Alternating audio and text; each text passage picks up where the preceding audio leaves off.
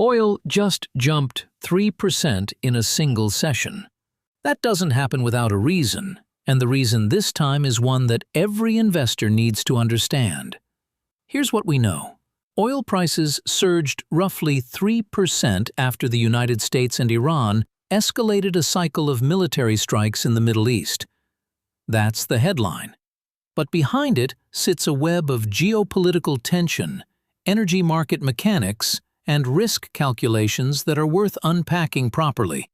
Because a 3% move in crude oil is not a small thing. It ripples through fuel costs, inflation figures, corporate earnings, and government budgets all at once. So let's start with what actually happened, and then work through why it matters so much. To understand why oil reacts so violently to Middle East tensions, you have to appreciate what the region represents in global energy terms.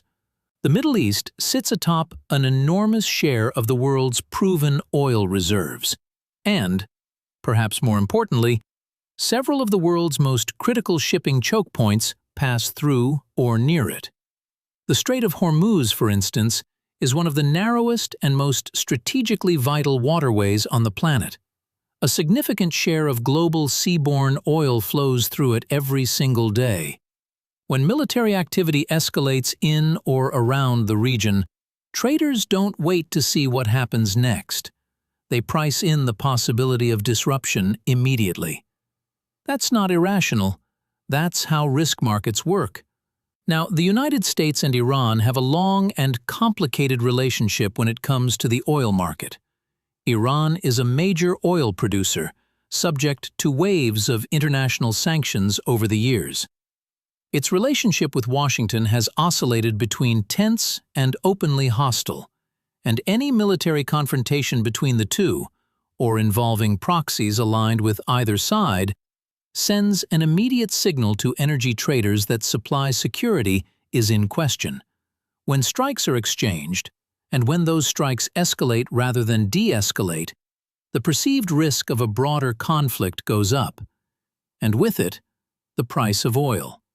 So how exactly does a military confrontation translate into a price move? Let's walk through the mechanism step by step. Oil is priced globally.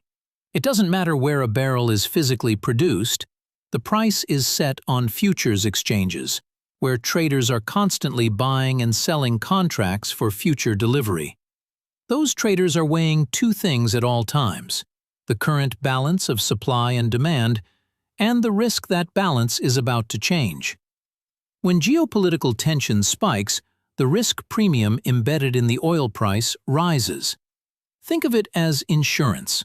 The market charges more per barrel because there's now a higher probability that some portion of supply gets disrupted. Disruptions of this kind tend to lift what's known as the war risk premium in oil prices. They can also affect shipping insurance rates.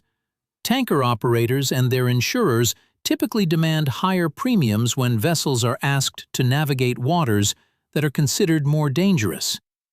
That adds to the overall cost of moving oil from producer to consumer, which filters into the price you eventually see at the pump or on an energy company's income statement. There's also a psychological layer to this. Oil is not just a commodity, it's a signal. When crude prices jump sharply, it tells every market participant that something significant is happening in the world. Other asset classes respond. Currencies of oil-importing nations can come under pressure. Inflation expectations shift. Central banks take note. A 3% move in oil in a single day isn't just an energy story. It has the potential to become a macro story very quickly. And here's something worth keeping in mind. Markets often overshoot in both directions.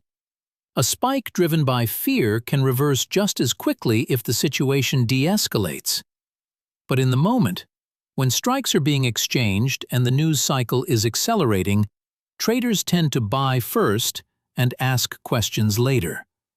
So, what does this mean in practice?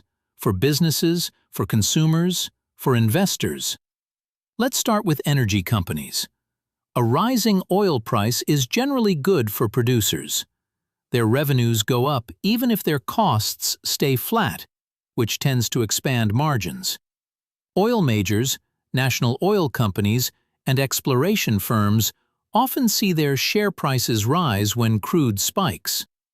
On the other hand, airlines, shipping companies, road freight operators, and any business that runs on fuel faces the opposite dynamic. Their input costs climb, squeezing margins unless they can pass those costs on to customers. For consumers, the most visible effect is typically at the fuel pump. Gasoline prices tend to follow crude oil prices with a short lag. A sustained rise in oil can add meaningfully to household expenses, particularly in countries where fuel taxes are low and the retail price is closely tied to the crude benchmark. That matters for inflation. And if inflation expectations start to move, central banks may find themselves in a more complicated position when deciding what to do with interest rates. For investors in financial markets broadly, an oil price spike introduces a kind of friction into the system. It adds to inflationary pressure at a time when central banks in many economies are still navigating the aftermath of the post-pandemic inflation surge. If energy costs feed back into core inflation readings, that could push rate cuts further into the future, which tends to weigh on equity valuations, particularly for growth-oriented companies whose value depends on low discount rates. And then there's the geopolitical dimension, which is harder to quantify but impossible to ignore. Escalation between the US and Iran doesn't exist in a vacuum. It intersects with dynamics across the broader Middle East, relationships between regional powers, the posture of other major oil producers, the appetite for diplomatic engagement versus confrontation. Each escalation raises the question, is this a contained episode or the beginning of something larger? Markets hate uncertainty, and right now there's plenty of it. Finally, consider the signal this sends to long-term energy investors. The transition away from fossil fuels is underway, but it is uneven and incomplete. Events like this are a reminder that oil remains central to the global economy, and that its price is still capable of moving sharply on geopolitical shocks, just as it has for decades. So let's classify what happened here. This is a geopolitical risk event. Specifically, an escalation in military activity between two major actors in one of the world's most energy-sensitive regions. The immediate market response, a 3% jump in oil prices, reflects the classic war risk premium mechanism. Traders repricing the probability of supply disruption before any actual disruption has occurred. In terms of the broader framework, this event sits at the intersection of energy markets, international security, and macroeconomics. It's not a fundamental supply-demand story. Global oil inventories didn't change overnight. What changed is the perceived risk surrounding future supply. That's a different kind of price driver, and it tends to be more volatile and more reversible than a structural shift in production or demand. For investors, the key question is always, is this a short-term spike, or does it mark the beginning of a sustained repricing of energy risk? History suggests that unless a conflict results in a genuine, prolonged disruption to physical oil flows, initial spikes often fade as the situation stabilizes. But the situation has to stabilize first, and right now, with strikes escalating rather than subsiding, that stabilization is not guaranteed. What's clear is that geopolitical risk in the Middle East is back at the center of the global market conversation. And whether you're managing a portfolio, running a business, or simply paying attention to the world economy, that's something you can't afford to ignore. If you found this breakdown useful, subscribe to Investors Club Global for clear, reliable analysis of the financial news that actually moves markets. Hit the notification bell so you never miss an update. And if you have a question or a topic you'd like us to cover, drop it in the comments below.